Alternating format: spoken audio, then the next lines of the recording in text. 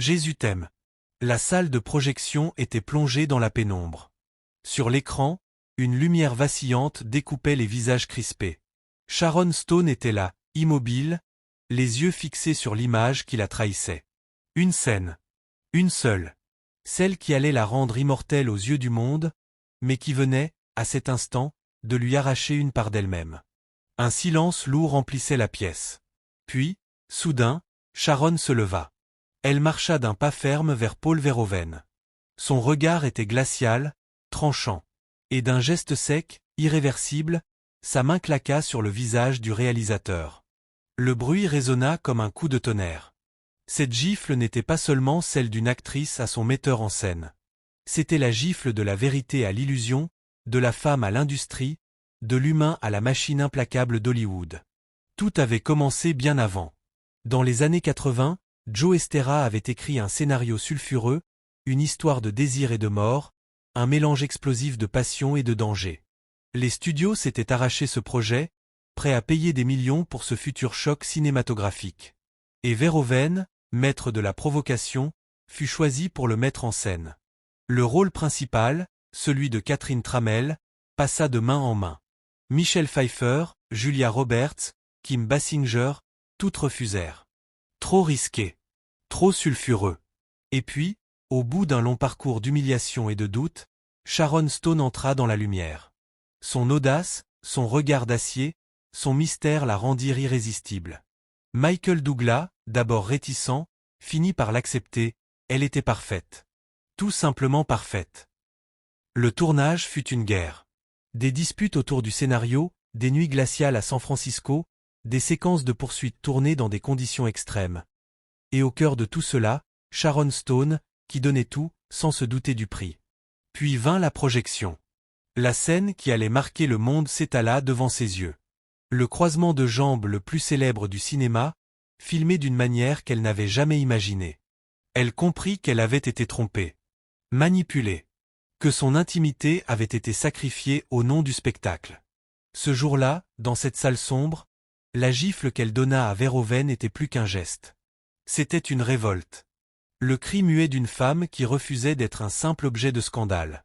Et pourtant, l'histoire ne retint pas ce cri. Le monde, fasciné, fit de Basic Instinct un triomphe. Plus de 350 millions de dollars au box-office. Des critiques divisées, des débats enflammés, des accusations d'homophobie, de sexisme, mais aussi un héritage indélébile. Aujourd'hui, Basic Instinct n'est plus seulement un film culte. C'est un mythe. Et cette gifle, ce geste intime et violent, reste comme la cicatrice invisible derrière le sourire glacé de Sharon Stone. Le rappel que, derrière chaque icône, se cache une femme qui a dû se battre pour reprendre le contrôle de sa propre image. La salle était plongée dans un silence tendu.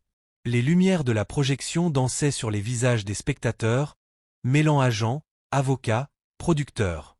Sharon Stone, assise au premier rang, fixait l'écran. Elle attendait. Elle savait ce qui allait venir. Mais elle ne s'attendait pas à ça. La scène démarra. Catherine Tramell, son double de fiction, croisa les jambes dans un geste devenu mythique. Et Sharon comprit. En une fraction de seconde, elle vit ce qu'elle n'avait jamais accepté. Une nudité, exposée, sans filtre. Un détail technique, lui avait-on dit. Une promesse de discrétion, lui avait-on juré. Mais à l'écran, c'était une trahison en grand format. Le sang battit à ses tempes. Sa respiration s'accéléra. Quand la lumière se ralluma, elle ne resta pas immobile. Elle se leva, marcha droit vers Paul Verhoeven, et d'un geste fulgurant, sa main claqua sur son visage. Le bruit résonna dans la salle comme une détonation. Puis elle partit, le cœur en feu, et monta dans sa voiture pour appeler son avocat. On m'a volé, écrira-t-elle plus tard. On m'a volé un choix, on m'a volé mon corps, on m'a volé ma voix. Dans son autobiographie, Sharon raconta ce moment avec des mots tremblants. Elle confessa que le rôle lui avait donné des cauchemars atroces, que la peur s'était glissée dans ses nuits. Elle avait joué Catherine Tramell, une femme glaciale, libre, maîtresse du jeu. Mais derrière la caméra, elle s'était sentie prisonnière. Verhoeven, lui, n'a jamais cédé. Pour lui, elle savait. Pour lui, tout était clair. Pour lui, L'art justifiait ce plan, cette audace, ce choc. Deux souvenirs, deux vérités, deux récits qui ne se rejoignent jamais. Estéra, le scénariste, se contenta d'un constat amer, la scène avait pris toute la lumière. Le reste du film, son intrigue, ses nuances, ses codes de film noir réinventés, tout avait été éclipsé par ce croisement de jambes. Mais au-delà du choc, au-delà du scandale, il reste une réalité plus vaste. Celle d'un système qui exige tout de ses actrices, parfois même leur dignité. Sharon Stone, en acceptant ce rôle, a bouleversé Hollywood. Elle a ouvert une voie nouvelle, douloureuse mais révolutionnaire. Et cette gifle demeure dans les mémoires comme un geste à la fois intime et universel. Le geste d'une femme qui, face au pouvoir, a choisi de se réapproprier son image. Imaginez une salle glaciale, une lampe crue, des regards suspendus. Sur l'écran, Sharon Stone croise et décroise les jambes.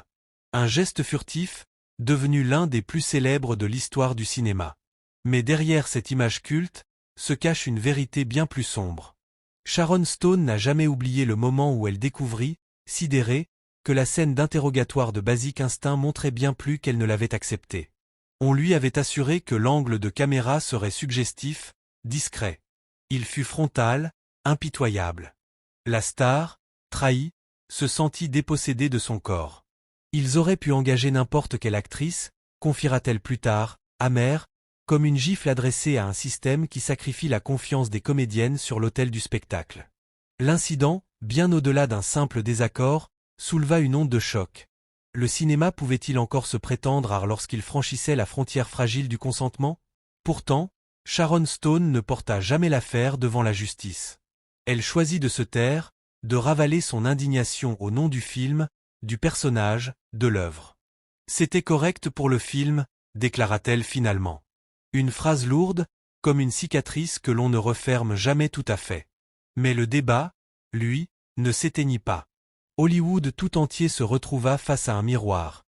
Celui de ses excès, de ses abus, de son culte du pouvoir. Certains cherchèrent à minimiser la polémique, avec des phrases glaçantes, presque méprisantes. D'autres, au contraire, virent dans cette scène un symbole universel des dérives de l'industrie. Et comme un écho funeste, le film ressurgit des années plus tard dans un tribunal, le procès de Luca Magnotta. Les procureurs comparèrent son crime au glaçant pic à glace de Catherine Tramell. La fiction, une fois encore, contaminait la réalité. Même Jeanne Tripplehorn, partenaire de Michael Douglas dans le film, avoua avoir été trompée. Une scène annoncée comme « légère » devint à l'écran une confrontation brutale et dérangeante. Chaque témoignage renforçait l'idée d'un réalisateur jouant dangereusement avec la confiance de ses actrices. Pourtant, malgré tout, Basic Instinct demeure. Réédité, réinterprété, étudié, il est aujourd'hui considéré par certains comme un chef-d'œuvre du néo-noir, un film qui transcende ses scandales par son audace et sa noirceur. Mais cette gloire est indissociable de son ombre. Et Sharon Stone, aujourd'hui encore, refuse toute concession. Dans un cri de révolte, elle tranche les débats. En tant que femme qui a le vagin, les autres points de vue, c'est de la merde. Une déclaration qui claque comme une porte, qui résonne comme une vérité brute. Alors, la scène d'interrogatoire est-elle l'exemple parfait d'un cinéma qui ose, qui transgresse? Ou bien le symbole d'une industrie prête à écraser la confiance de ses actrices pour une image immortelle? L'écran se ferme. Mais la question, elle, reste ouverte.